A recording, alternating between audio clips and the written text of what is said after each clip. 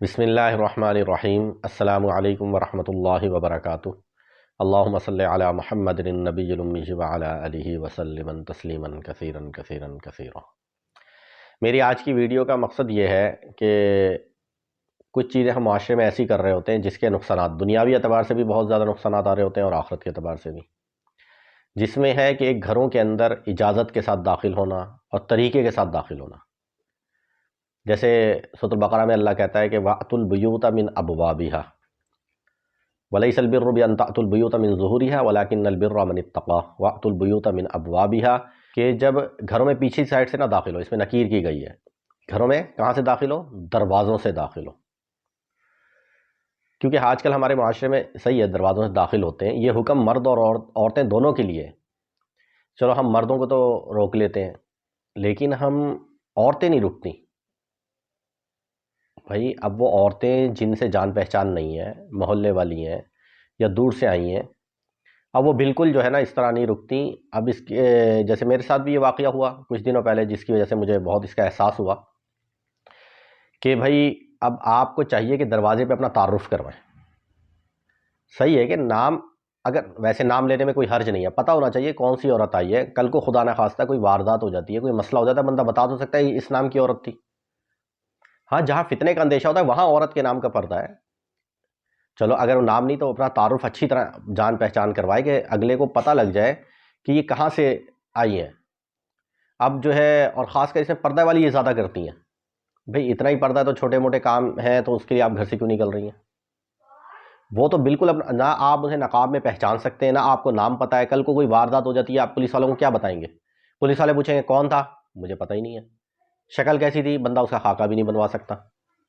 چور خاکے سے بھی تو پکڑے جاتے ہیں آج کل، اس لیے عورتوں کو بھی استعمال کیا جاتا ہے۔ انہیں پتہ ہے عورتوں کو روکیں گے نہیں، مرد اندر جاتا نہیں ہے۔ صحیح ہے، کتنے یہ واقعات ایسے ہوتے ہیں، یہ اسی وجہ سے واقعات ہوتے ہیں کہ بھائی نہ آپ کچھ بھی نہیں بتا سکتے، اور یہ کتنی غلط بات ہے۔ پھر دوسری بات یہ ہے، جب آپ گھروں میں داخل، جیسے اللہ نے سورۃ النور میں بھی اس پہ منع کیا ہے، یا ایھا الذین آمنوا لا تدخلوا بیوتا غیر بیوتکم حتی تستأنسوا وتسلموا علی اہلھا۔ اے ایمان والو، اپنے گھروں کے سوا کسی گھروں میں ایسے داخل نہ ہو۔ اگر داخل ہو تو اس کا طریقہ کیا ہے کہ سلام کرو، انسیت پیدا کرو، پھر تم سلام بھی کرو، اجازت لے کے جاؤ، یہی طریقہ ہے نا۔ تو ہم گھروں میں بے دھڑک داخل، یہ حکم عورتوں کے لیے بھی ہے، ایمان والوں میں تو پھر مومنین اور مومنات دونوں آ جاتے ہیں۔ پھر ہم پھر ایسا ہوتا ہے کہ دیکھو انسان اپنے گھر میں پسند نہیں کرتا کہ غیر مرد یا غیر عورت بھی ایسے اس طرح آئے۔ اب میاں بیوی ہیں، بچے ہیں گھروں میں، اور آپ دھڑ دھڑ اندر آئیں اور بالکل جو ہے گھر کے اندر گھس جائیں۔ اور یہ میں نے کئی دفعہ نوٹ کرنے کے بعد یہ مجھے اندر یہ احساس پیدا ہوا کہ بھئی ہم اس کے بارے میں بھی تو بتائیں، یہ بہت اہم چیز ہے، یہ کوئی معمولی چیز نہیں ہے کہ اس کو اگنور کر دیا جائے اور گزر دیا جائے، اور پھر سیدھے اندر بھائی نہیں چاہتے ہم کسی کو بھی گھر میں داخل ہو ہے۔ اب بچے کھانا کھا رہے ہیں یا میاں بیوی بھی بیٹھے کھانا کھا رہے ہیں، تو چلو مرد تو نہیں آتا اندر اس طرح۔ اور اب حال یہ ہے کہ اگر آپ آگے دروازے کے کھڑے بھی ہو جائیں تو وہ بس ایسے چلتی ہوئے آتی ہیں کہ یعنی کہ آپ کو ہٹنے پہ آپ مجبور ہو جاتے ہو، جیسے ان کے ابا جی کی جاگیر ہے اور گھر ہے ان کا۔ کتنی غلط بات ہے یہ۔ اور کوئی واردات ہو جائے آپ بتا بھی کچھ نہیں سکتے پولیس والوں کو، چہرہ ڈھکا ہوا تھا نقاب کی وجہ سے، نام کیا، کہاں سے آئے، کوئی پتہ نہیں ہے۔ گھر کے اندر کتنی بڑی واردات ہو جائے، کوئی کیسی حرکت ہو جائے، آپ تو کچھ بھی نہیں کر سکتے۔ معاشرہ تو آپ کو ہی برا بھلا کہے گا۔ جب یہ واقعہ ہو جائے گا تو سارے کہیں گے آپ کی غلطی ہے۔ تو یہ اپنی گھروں کی عورتوں کو بھی آپ یہ سمجھائیں کہ بھئی گھروں میں ہم کس طرح داخل ہوں۔ اگر کسی غیر کے گھر میں جا رہے ہیں، محلے میں جا رہے ہیں، کوئی کسی کام سے کسی گھر میں جا رہے ہیں، میں اس پہ نہیں کر رہا، لیکن کس طریقے سے جانا ہے۔ جیسے ہم مردوں کو بتاتے ہیں، بچوں کو بتاتے ہیں، لڑکوں کو، ایسے عورتوں کو بتانے کی بھی بھائی ضرورت ہے۔ آپ دروازے پہ پہلے باہر کھڑی ہوں، آپ اپنا تعارف کروائیں۔ آج کل کے حالات ایسے، بندہ شناختی کارڈ چیک کرے۔ آج کل کے تو حالات یہ چل رہے ہیں، انگوٹھے چھپائے ان سے، ان کا شناختی کارڈ لے، اچھی طرح تسلی کرے، ویریفائی ہو جائے، پھر گھر میں آنے دے۔ مرد کا تو پتہ لگ جاتا ہے کہ بھئی اس شکل کا مرد آیا تھا، لوگ بھی 10 بتا دیں گے ہاں اس طرح کے حلیے والا بندہ گزرا تھا۔ عورتوں کے بارے میں آپ کیسے تحقیق کروائیں گے؟ گھر کے دروازے پہ کھڑی ہوں، نہیں تو گھر کے اگر دروازے کے اندر آگے پھر کہیں کہ اپنی عورتوں کو بلا دیں۔